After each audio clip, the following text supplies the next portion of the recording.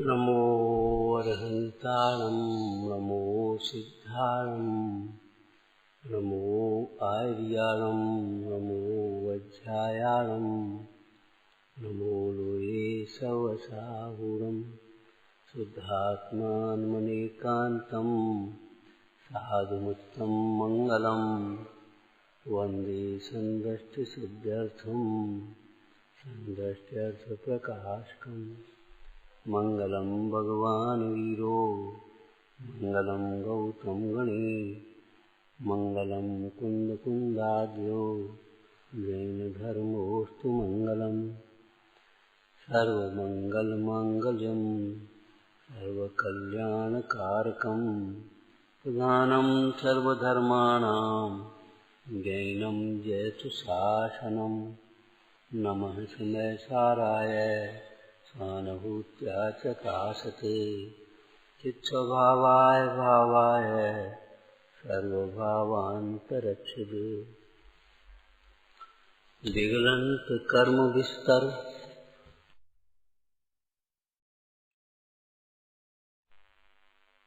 बिना कर्म फल संन्यास के नहीं संभव है। आत्मा में एक भोक्तृत्व नाम का गुण भी है। अब भोक्तृत्व नाम का गुण है तो भोगेगा तो सही। जब तक अज्ञान दशा में कर्म फल को भोगेगा तब तक अपने आनंद को नहीं भोग सकेगा, और वेद ज्ञान होने पर जब अपने ज्ञानानंद को भोगेगा तब फिर कर्म फल को कौन भोगेगा। भोक्तृत्व, उस भोक्तृत्व के दो परिणाम, एक तो अज्ञान दशा में, एक ज्ञान दशा में। उसी को दूसरी भाषा में कहते अज्ञानी और ज्ञानी। तो अज्ञानी कर्म फल को भोगता है और ज्ञानी अपने ज्ञानमय आनंद को भोगता है। भोगता तो है, ध्यान रखना, परद्रव्य को तो कोई भोगता ही नहीं, न अज्ञानी न ज्ञानी। परद्रव्य का भोक्ता आत्मा को असद्भूत व्यवहार नय से कहा जाता है। परद्रव्य को जिस समय इस जीव को ऐसा लगता है कि मैं परद्रव्य को भोगता हूँ, उस समय भी वह अपनी परिणति में चलने वाले रागादिक भाव की आकुलता को ही भोगता है। जिस ज्ञानी के जीवन में परिणति में, जीवन माने परिणति, जिस ज्ञानी की परिणति में वेद ज्ञान वर्तता है, वे उपसर्गों को कहाँ भोगते हैं? उपसर्गों के काल में भी वेद ज्ञान के बल से वर्तने वाली अपनी समता के आनंद को ही भोगते हैं। बोलो, समता रस पान किया करते, सुख दुख दोनों की। उस घड़ी में, उसी समय में, जिस समय पाप के उदय से उपसर्ग हो रहा है या पुण्य के उदय से जय जयकार हो रही, वो भी उपसर्ग है। अरे रे प्रभु, यह मोही प्राणी पाप के उदय से आने वाली प्रतिकूलता को उपसर्ग मानता है। पुण्य के उदय से मिलने वाली अनुकूलताएं भी उपसर्ग हैं। सुदर्शन सेठ पर कैसा उपसर्ग आया था? कोई मार रहा था, जला रहा था, काट रहा था, गला घोंट रहा था, गाली दे रहा था, बैठे थे स्मशान में, उठा करके ले जाकर के बढ़िया पलंग पर डाल दिया, बैठा दिया। अब बोलो उपसर्ग है कि नहीं?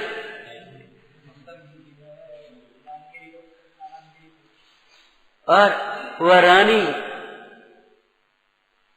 ऐसे आज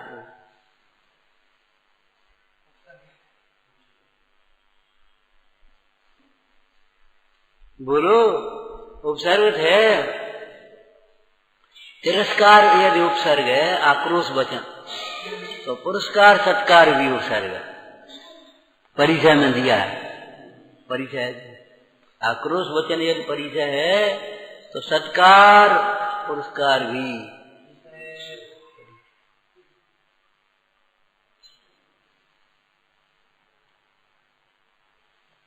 ऐसा नहीं है सत्कार पुरस्कार परिचय नहीं। जगत का बहिरात्मा प्राणी उसको उपसर्ग या परिचय मानता ही नहीं। कोई सत्कार करता जाए, भैया कहो भाई, वहां तुम गए थे प्रवचन करने, बड़ा उपसर्ग हुआ, हमने सुना। नहीं नहीं, सबने खूब स्वागत किया, हाथों लिया, बढ़िया खाने, बढ़िया भोजन, और फिर अंत में सब 50 आदमियों ने अभिनंदन किया, 20 आदमी गाड़ी तक छोड़ने आए, सब 5 छू रहे थे। मूल उपसर्ग नहीं है तो क्या है ये?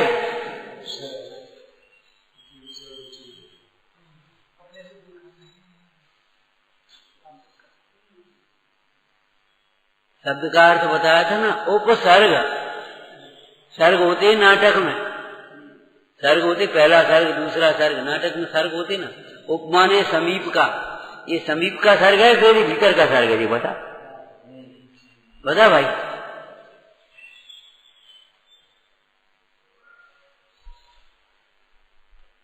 कोई नीति वाक्य याद है तुम्हें?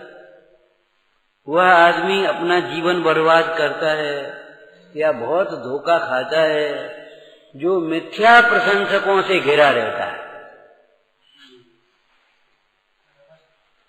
मिथ्या प्रशंसकों से, जिसकी गंदी भाषा अगर अपन बोल दें चापलूस,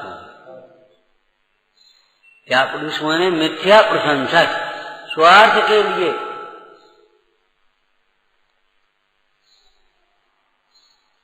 स्वार्थ के लिए मिथ्या प्रशंसक, जो मिथ्या प्रशंसक हैं, उनसे सावधान रहना। अभी हम आ रहे थे तो हमें विचार आया, हमने बालक किसको कहते? बाल, जो न सुने न सुनने दे। बैठ भी जाए तो नहीं सुनेगा और सुनने भी नहीं देगा।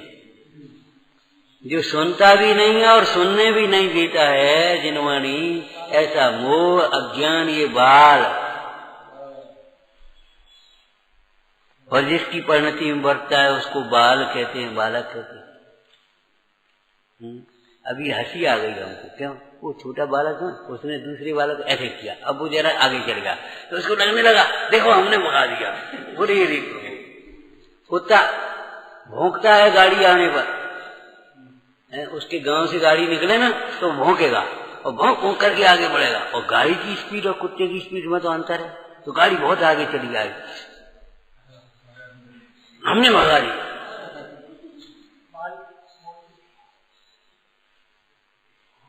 देखना पीछे मुड़ करके, जो कुत्ता भौंक रहा हो ना, तुम्हारी गाड़ी में कभी बैठे हो, पीछे मुड़ के देखना, उसकी ऐसे तन जाएगा, देखो हमने भगा दिया। हमारे मारे उस अपने गांव में रुक नहीं पाया, भगा दिया हमने। अरे रे प्रभु, भगाना है तो मोह को भगाओ, कसायों को भगाओ। तुम भग जाओ यहां से, तुम हट जाओ यहां से, अरे मोह को हटाओ, कसायों को हटाओ।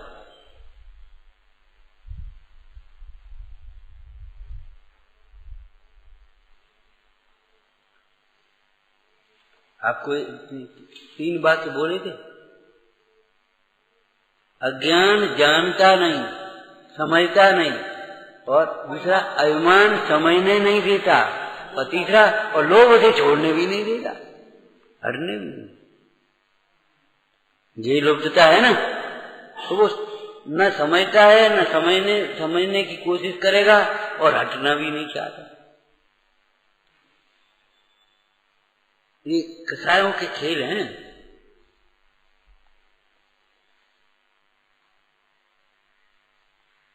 हमने कहा देखो दृष्टांत क्या बढ़िया, उसने ऐसे किया और वो जरा आगे बढ़ गया, देखो हमने भगा दिया। 24 घंटे यही वर्चर से अंतर में चलता रहता है, हमने ऐसा कर दिया, हमने ऐसा कर दिया। और अगर वो सामने वाला जबर पड़ जाए तो फिर रोने लगेगा। अपन मारेगा तो नहीं कहेगा, और वो मार देगा तो कहे हाँ जिसने हमें मारा। स्वयं कसाय करता है तो कुछ नहीं लगता, सामने वाला कसाय करता है तो बुरा लगता है। अरे रे प्रभु, कसाय बुरी है, दुख का कारण है, परंतु अपनी कसाय अपने लिए दुख का कारण है, पर की कसाय नहीं। पर की कसाय का फल पर द्रव्य भोग, पर जीव भोगता है। समझ में आया ना? पर की कसाय का फल पर जीव भोगता है। यह जीव तो अपनी कसाय का फल भोगता है।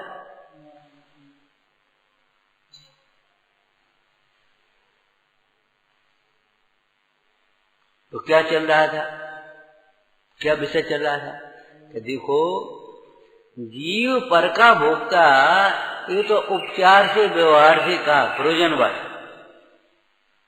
वास्तव में वो पर का भोगता नहीं, जैसे पर का करता नहीं ऐसे ही पर का भोगता नहीं है। तो पर का भोगता नहीं तो फिर क्या भोगता है?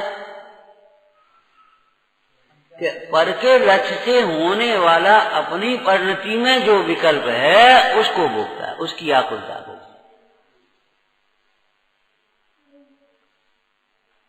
लड्डू को भोगता है नहीं? लड्डू खाते समय जो तुम्हारे अंदर में विकल्प चल रहा है उस विकल्प को भोगता है। इसीलिए उसी लड्डू का स्वाद हर समय एक सा नहीं आता। जिस समय आपका चित्त प्रसन्न होता है आपको लड्डू भी अच्छा लगता है। लड्डू से चित्त प्रसन्न नहीं होता, जब चित्त प्रसन्न होता है तब लड्डू अच्छा लगता है। और अगर किसी को तकलीफ हो रही हो, चाहे रोग जनित हो, चाहे कोई चिंता जनित हो, चाहे शोक जनित हो, उसको कहे भैया लड्डू, तुम्हें लड्डू की बड़ी है, उसको लड्डू।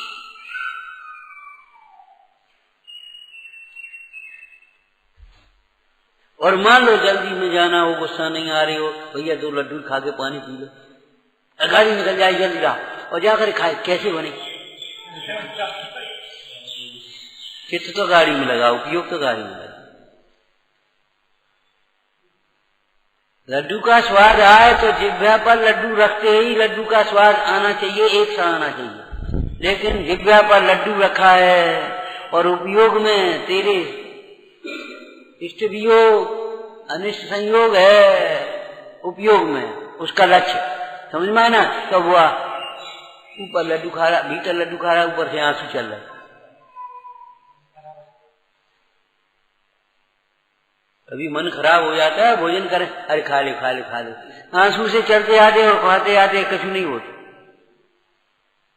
और चिकित्सा विज्ञान कहता है ऐसे समय में भोजन नहीं करना चाहिए। क्यों? उस भोजन का रस परिपाक नहीं होगा,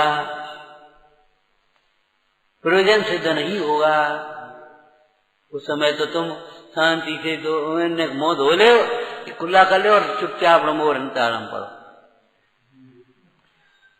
आपको कहा था ना, ये परद्रव्य इससे संयोग सामग्री पुण्य के उदय में भी शरण नहीं होते और परमेष्टि भगवान पाप के उदय में भी शरण होते। तुम्हारा घर, तुम्हारा पैसा, तुम्हारी भोग संयोग, तुम्हारी बंदूक संदूक, ये तुम्हारे घर में भी शरण नहीं है, रक्षक नहीं है। और परमेष्टि भगवान जंगल में भी रक्ष रक्ष जिनेश्वरा। जिनेश्वर भगवान की प्रतीति, जिनेश्वर भगवान जैसे तत्व का द्वारा बताए गए तत्वों का यथार्थ ज्ञान और ज्ञान पूर्वक होने वाली वितरागता, उदासीनता, वही तुम्हारी दुख से रक्षा करने में समर्थ है और कुछ नहीं। इस मोह को छोड़ो।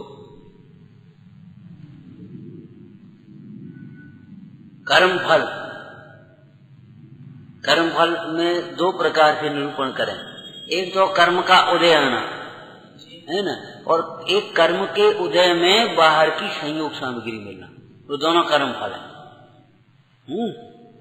कर्म फल 2 प्रकार के कर्म है, तो 2 प्रकार के फल है, एक घातिया कर्म और एक अघातिया कर्म है ना। तो घातीय कर्म का फल कहाँ आता है? तुम्हारी जीव की पर्याय में। जैसे ज्ञानावर्ण कर्म का फल क्या होगा?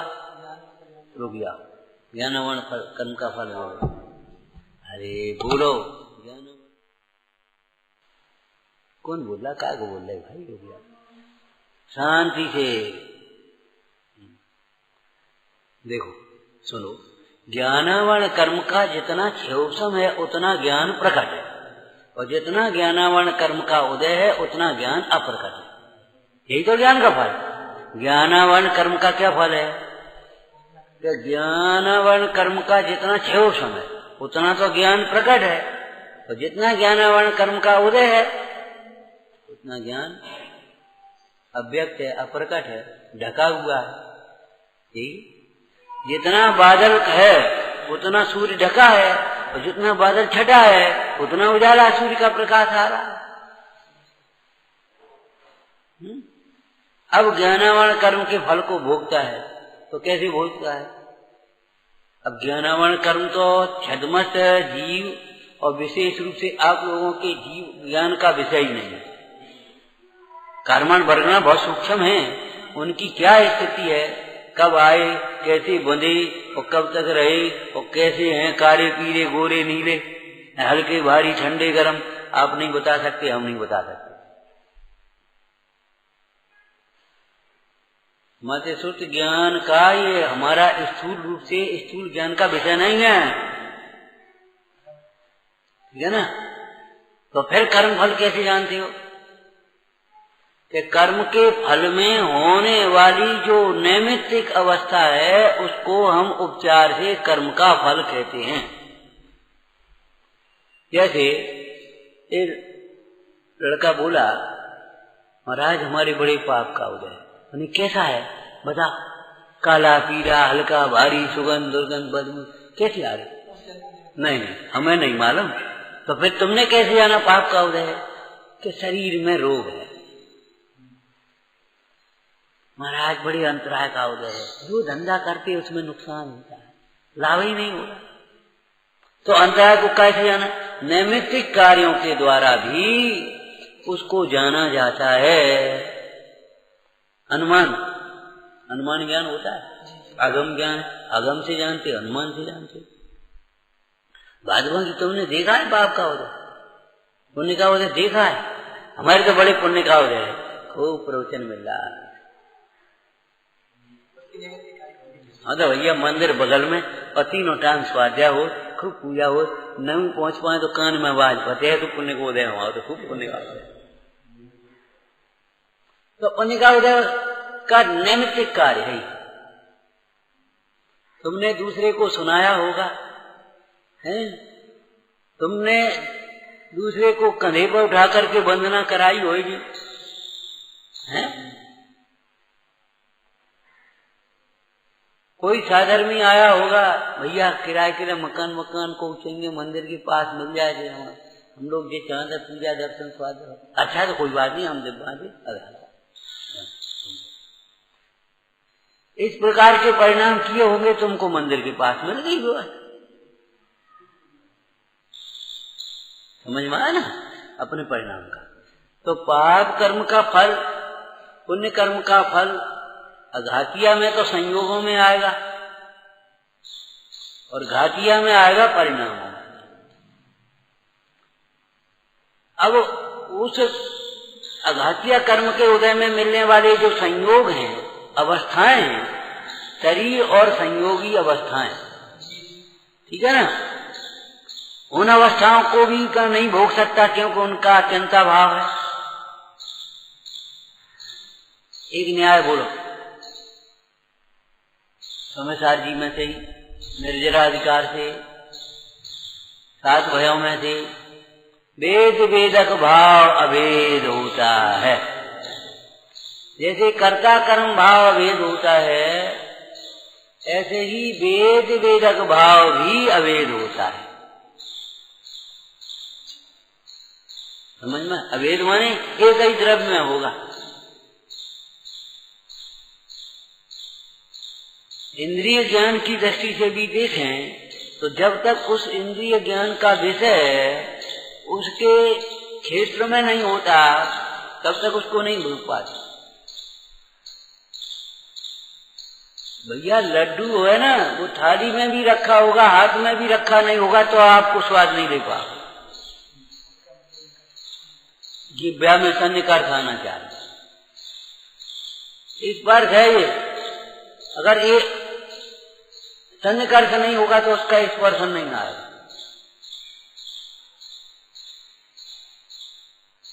आज तो बड़ी गर्म हवा चल रही, तो जरा छुई लवा, आज तो बहुत ठंडी हवा चल रही, तो आपको छुई है ना, यहाँ स्पर्श नहीं। इंद्रिय ज्ञान की ऐसी निमित्त नैमित्तिक व्यवस्था है। तात्पर्य है इस दीवार के पीछे जो इस बार जरा गंध वर्ण है, ये थोड़ी आपको ज्ञान का विषय।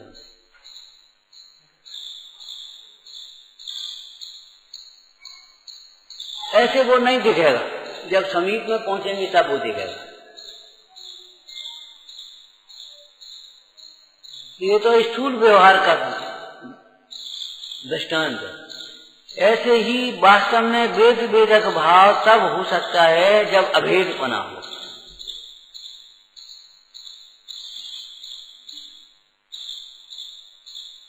लौकिक दृष्टि से हमने आपको कितनी बार कहा, कहीं भी आप रहो आनंद से तब तक नहीं रह सकते जब तक उसमें अपनत्व न होगा, अभिन्न पना नहीं आएगा, अभिन्न बुद्धि नहीं होगी। अगर अपना घर समझोगे तो तकलीफ में भी आराम से, अरे कोई बात नहीं, तकलीफ क्या, अपना घर है। लौकिक में अपना घर जब बनवाता है तो बनवाते समय कितनी तकलीफ होती है, वो मट्टी उड़ रही है, ये पड़ा है, ये अपने आराम से बाई में रह रहे और बाई में अपने सब काम कर रहे। और पड़ोसी का घर बन रहा, क्या ये धूरा तुमने फैला रखी, परेशान हो रहे हम। कहे तुम्हारा घर बन रहा, सब नहीं धूरा फैल रही। दूसरे का बच्चा उद्यम करे तो कैसा लगेगा, क्या ये बच्चों को नहीं रोक सकते उद्यम, और अपना बच्चा करे तो फिर नहीं रहे। अब क्या करें, वो बच्चे हैं भाई, कहे तो ऐसे दूसरे के बच्चे भी बच्चे हैं, इसमें क्या बात होगी। अरे भाई पराए बच्चे पराए हैं, और जिन्हें अपना माना है वे भी पराए हैं, और बच्चे बच्चे ही हैं।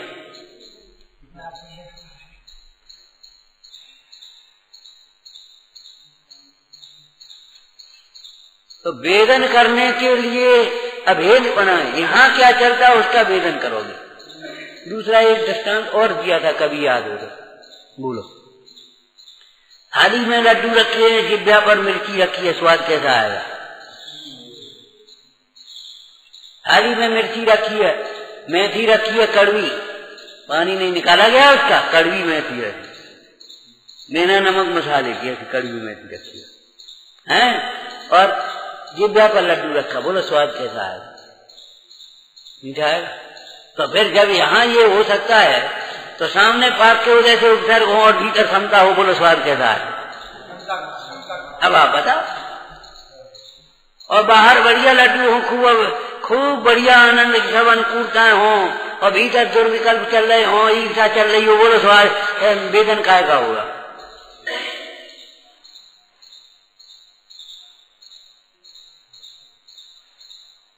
भीतर में ईर्षा बुद्धि हो तुम्हें, भीतर में क्रोध हो, भीतर में लोभ हो, तृष्णा हो, स्वाद काय का आएगा, बोलो आपको।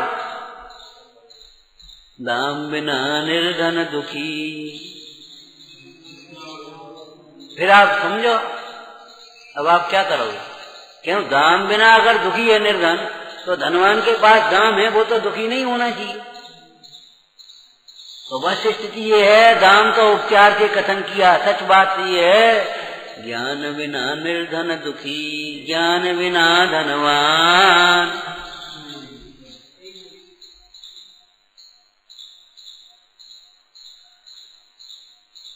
ज्ञान के बिना ही निर्धन दुखी है, और ज्ञान हुए बिना धनी हो जाएगा तो अभी दुखी रहेगा। ज्ञान बिना रोगी दुखी, और ज्ञान बिना निरोगी, निरोगी भी हो जाएगा तो भी दुखी रहेगा, कमजोरी बहुत है, अथवा बीमार पड़ न जाए।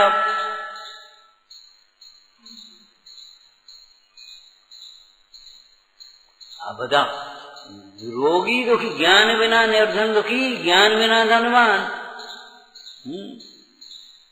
विचार करो, भ्रमत है बिन ज्ञान, ये समझ, ज्ञान के बिना ही यह जीव संसार में भ्रमता है। अब दोनों का सामंजस्य करके कथन करो।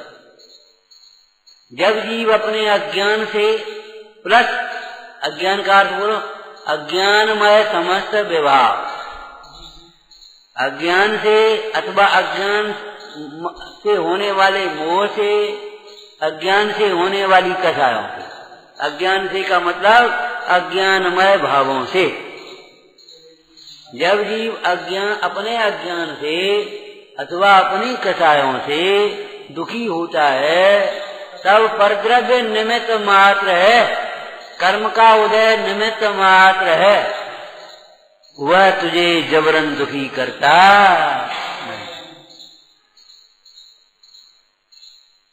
जब जीव अपने अज्ञान से हर्षित होता है, वो भी आकुलता है, वह भी दुख है, हर्ष होना, तब परद्रव्य निमित्त मात्र है। उस प्रसंग को देखकर अनेक जीवों को हर्ष नहीं होता, नहीं होता तो नहीं होता, किसी को हर्ष होता है, किसी को नहीं होता है। दो बच्चे घर में, एक को तुअर की दाल अच्छी लगती थी, किसी को उड़द की दाल अच्छी लगती थी, वो दोनों आए, माँ क्या बनाया, आज तो तुअर की दाल, वाह आनंद आ गया। और दूसरा आया, तू रोज तुअर की दाल बना लेती है, मुझे नहीं खाना है, तुअर की दाल कहाँ बनाई ये बता।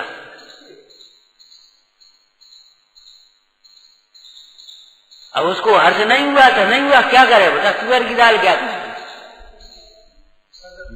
अब उसने सोचा चलो भाई गृहस्थी है ना, 4 जने हैं, अदल बदल करके बनाते हैं। तो दूसरे दिन उड़द की दाल बनी है, मैं क्या बना, क्या उड़द की दाल, वाह आज आनंद आएगा। और दूसरा तू रोज रोज उड़द की दाल बना लेती, रोज रोज हो गई उसकी, मैं क्या खाऊं बता। तो बेटा कल सुअर की बनाई थी, आज उड़द की बना ली। अब बताओ दाल का क्या दोष है और माँ का क्या करे।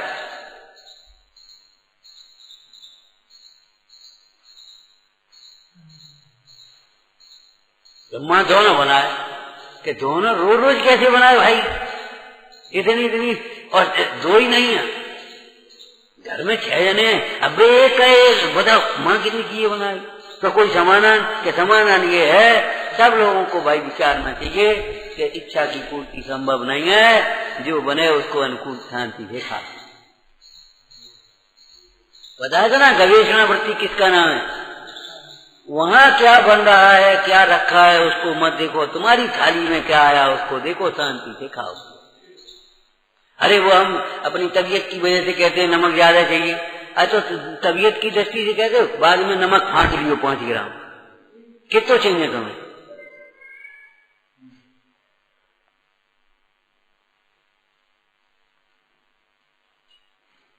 यहाँ तुम बिल्कुल शांति से खा पी ले चुपचाप, बाद में नमक फाँक लेना और क्या करो। अरे टटोल के देख अपनी वासना को, छिपा मत। तबीयत की वजह से कह रहा है कि राग की वजह से कह रहा है, स्वाद की वजह से।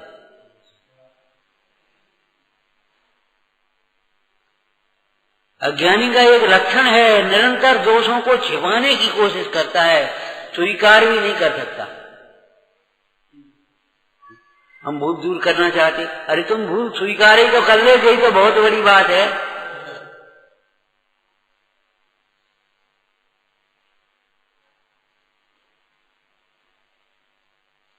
यही तो हमने कहा, सूर्या हम भूल दूर करना चाहते, हमने बेटा स्वीकार ही कर लो, तुम भूल दूर करने की बात तो बहुत है, दूर तो हम कर देंगे, स्वीकार तो कर लो। भूल स्वीकार ही नहीं करना चाहता तो दूर कहां से हो।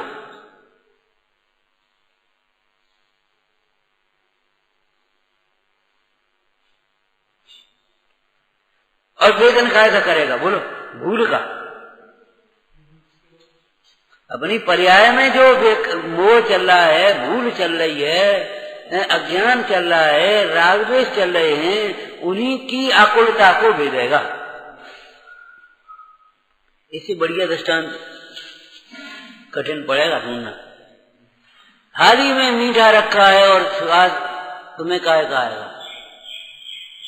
जो तुम्हारी जिह्वा पर रखा। वो लड्डू रखा है, वो लड्डू कोई काम का नहीं। चार प्रहार से तुम्हारा मुंह भर जाएगा, मिर्ची रखी है।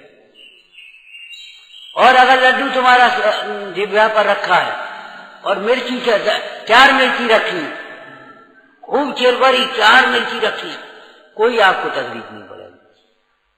कितना ही पाप का उदय हो, अंतर में अगर तुम्हारी भेद ज्ञान और समता भाव है,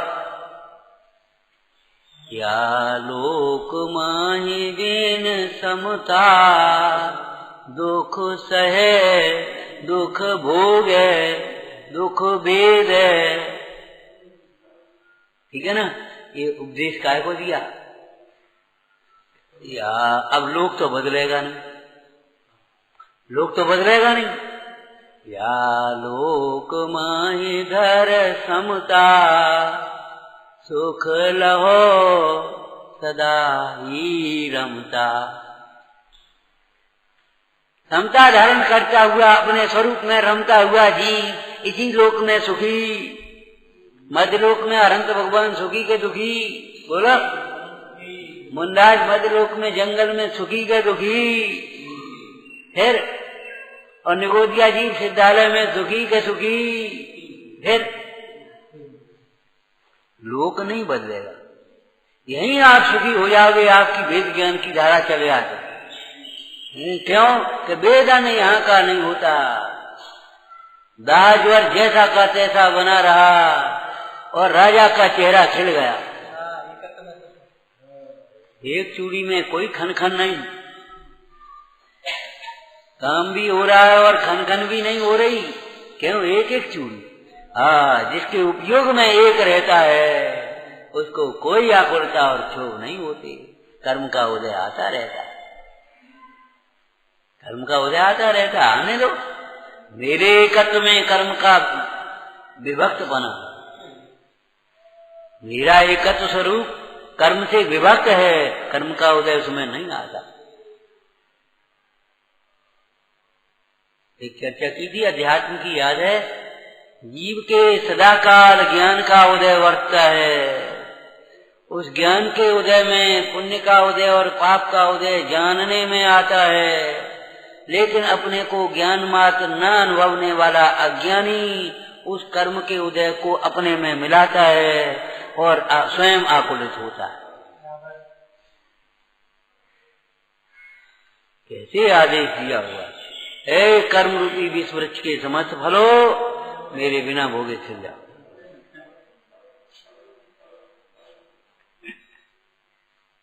अब हम अनंत का धरो रहेंगे, कल भोगे, कल खाएंगे। अरे अब नहीं खाएंगे।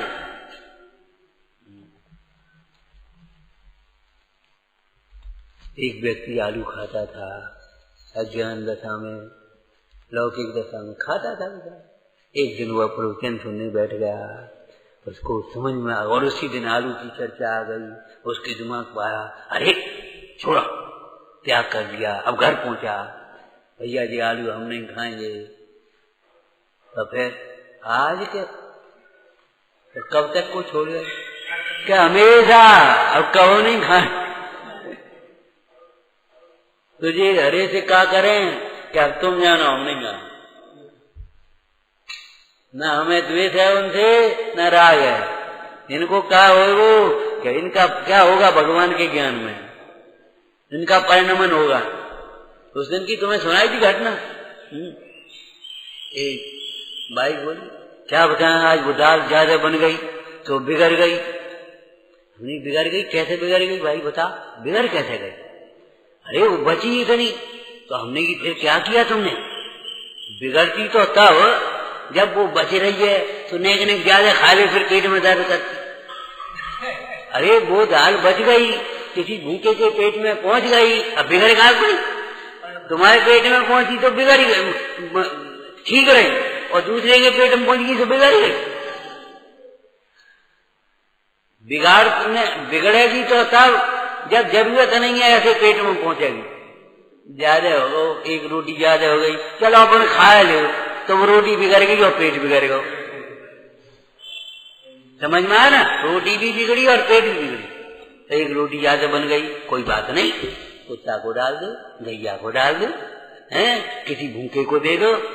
बिगड़ गई कि नहीं, कौन ने गई बिगड़ गई? उसकी भूख शांत हो गई, उस भूखे के पेट में पहुंच गई, बिगड़ गया कोई? बोलो।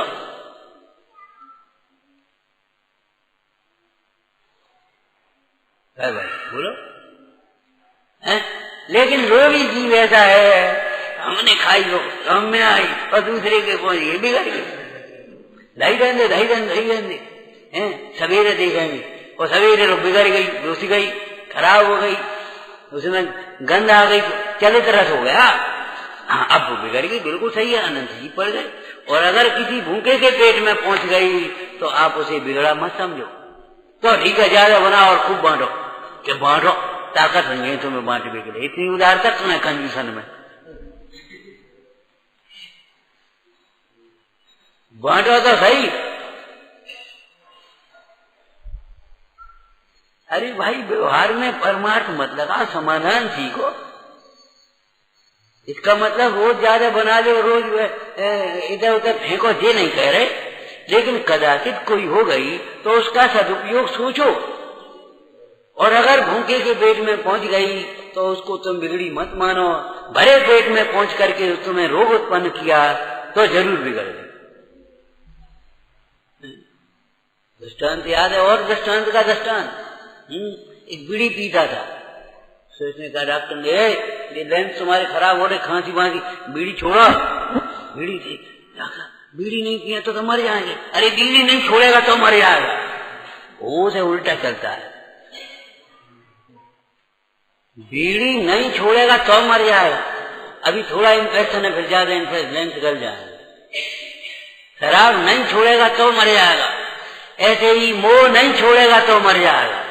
मान नहीं छोड़ेगा, बीड़ी नशा, नशा माने मत, अभिमान, अभिमान नहीं छोड़ेगा तो मर जाएगा। शराब, मोह नहीं छोड़ेगा तो मर जाएगा, मोह छोड़ देगा तो किसी का कुछ नहीं बिगड़ेगा। ये बाल बच्चे सब पढ़ेंगे लिखेंगे, सब पढ़ेंगे लिखेंगे, सब बड़े होंगे, कुछ नहीं होगा इनका। ये ऐसी सब चलती रहेगी, सब व्यवस्था ऐसी चलती रहेगी। और नहीं तो मंदिर बनाने वालों को मालूम था, बोलो कैसे यहाँ ऐसा स्वाध्याय होगा, कोई सोचा तो, कल्पना करते, 20 साल पहले ही सोच ले। 20 साल पहले भी ये कल्पना नहीं करते थे ऐसे अपन बैठेंगे इतने बड़े हॉल में। एक शिक्षक वो तुम्हारा इंद्रधनुष किया था, कच्चे चबूतरा पे लिप के, और सब जने टेंट डाल के पानी बसो, अब क्या करें, टप टप हो रही भैया। ओ भैया ने तो गाँव कैसे हो गया, कोई कल्पना करता था ऐसे होगा?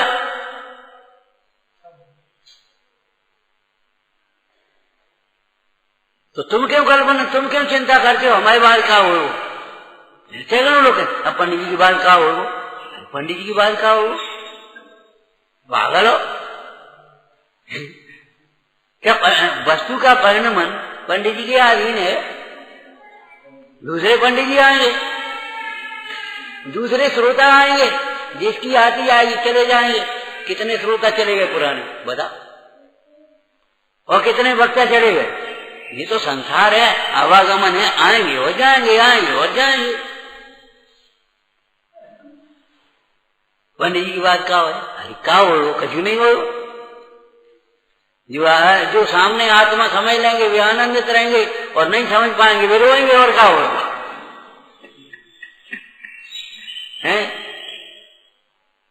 अरे भाई, 3 लोक और 3 काल में सम्यक तो सुख का कारण है, मिथ्या दुख का कारण है। राग दुख का कारण है, ज्ञान सुख का कारण है। ज्ञानी होंगे सुखी होंगे, स्वरूप को साधेंगे, और अज्ञानी होंगे वे दुखी होंगे। हम का पंडित जी के सामने हो या पीछे हो? अरे सामने भी वेद ज्ञानी जीव ही तो सुखी होते हैं, तत्व विचार करने वाले भी तो सुखी होते हैं। बिना तत्व विचार वाले तो भगवान तीर्थंकर के समोषण में भी सुखी नहीं होते। कभी इस प्रकार की कल्पनाएं मत करना। विचार करो भाई, विचार करो। ये बाल बुद्धि है, बाल बुद्धि है जो हमें पराश्रित पराधीनता दिखाती है। बाल बुद्धि है, स्वाधीनता दिखाती है, स्वाधीनता समझ में आती है। ये विवेक बुद्धि है, विवेक है।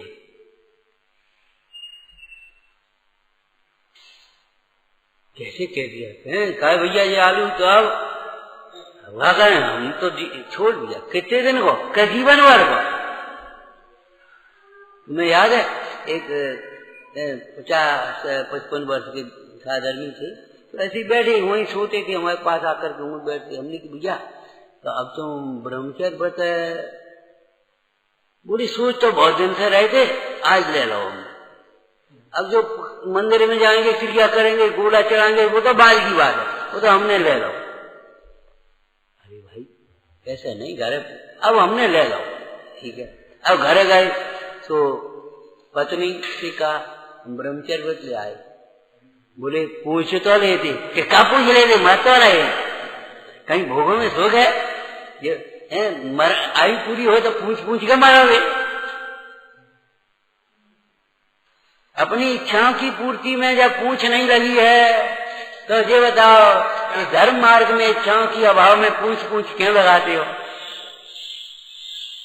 और धर्मात्मा की धर्म में सहायक होता है।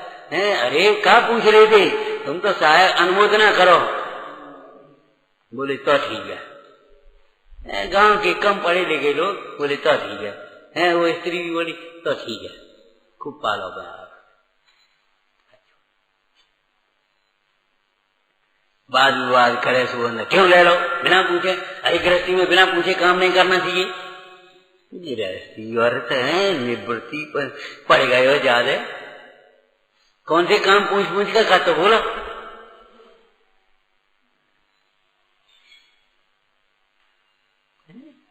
पूछ की हो तो पिताजी से पूछी थी, बिना मने कर दी। पिताजी की सब बात मानता तुम?